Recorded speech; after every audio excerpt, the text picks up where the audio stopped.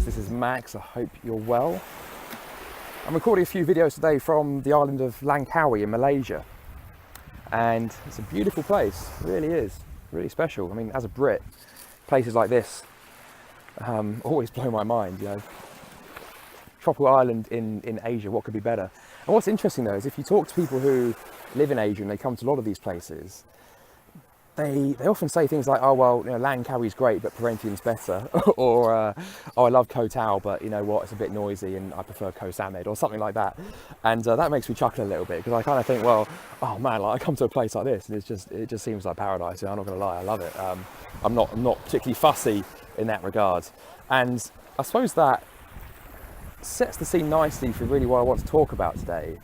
And I want to give you a specific technique, a mindfulness technique for dealing with stress on a daily basis, and help you engage with it in a slightly different way. And this is not something that you're going to just be able to go and do consistently for the rest of your life just because you watched a 5-minute video of me talking about it. Absolutely not. But it is perhaps might give you a bit of direction to put this into action and practice it so that it becomes more habitual. And the reason I think that's relevant today is because a lot of what actually bothers us is storylines, right? It's our own message that we talk to ourselves about what's happening. It's our own perception of an underlying reality. And so whereas a lot of people associate mindfulness with, you know, the spiritual or even the supernatural, the mystical, I think there's a huge misconception, because the practice of mindfulness is actually arguably the most rational thing you can do, because it really is about saying, let's just cut through all my own baggage, let's just cut through all my own prejudices and extrapolations and projections in my own mind that I'm attaching to this objective set of circumstances, and seeing it for what it really is. And when you do that, it reduces, or can reduce, the perceived intensity of a negative emotion hugely. In fact, there's been science on this which has actually shown that it can reduce it by 50 to 90%. How they measure that, I don't know, but it's something I've read. So the acronym I want to convey today is RAIN, and I actually have taken this from a woman called Tara Brach. She puts out great content, really worth checking out. Tara, she's a great woman, and an incredible mindfulness and very, very experienced practitioner and teacher. And RAIN is a sequence of actions that you go through that you want to intuitively put into action the moment you start to feel like you're losing it a little bit, or anytime you feel any kind of negative emotion. You can implement RAIN. RAIN stands for, firstly, recognize. So that's the first thing. So that comes out of habit. Recognize that you're feeling a certain way.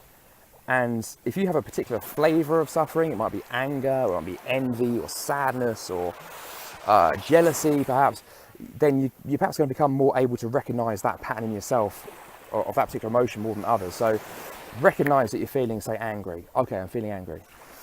A is accept. So rather than resist it, let yourself feel angry.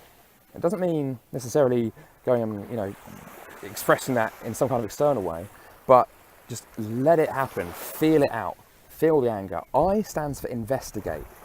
So what is the physical sensation associated with this emotion? Is it a certain tightness in the chest? Is it heat? And what is it? Where do you feel it? What is that physical association with the emotion? And if you can't feel it, then that might tell you something too. If you can't feel it, then what actually is it, right? Most likely there will be a physical sensation associated with that emotion nonetheless. So feel that out, investigate it, really, really look at it with curiosity. Where's it spreading to? And just sit with that for a moment. And finally, N. This is really the pièce de résistance. Non-identify. It is a feeling. It's not you. It's just something that's passing through your consciousness. So you're not identifying with the feeling. So you've recognized it. You're feeling it out, you're accepting it, you're then investigating it, you're going to the next level of detail, and then you're seeing it for what it is, which is purely a passing feeling, a sensation. So no longer do you start buying into the storylines, but that is really what's causing the pain. And so it just cuts that process short, and if nothing else, it gives a bit of space between you and identifying that emotion. Now, a lot of critics of this might say, well, oh, that's fine, but I still feel angry, or it, you know, doesn't seem to work much. Well, it's not a magic bullet, guys. It's not like, again, mindfulness is a rational pursuit. It's not a magical pursuit. It's not mystical. It's giving you a technique that's going to create space between you and that and reduce the emotion a bit. The difference then is that you've reframed it. You've reduced the intensity and you're engaging with it in a slightly different way that allows you to sit with it and roll it out and feel it rather than resisting it, fighting it away. And that changes the experience entirely.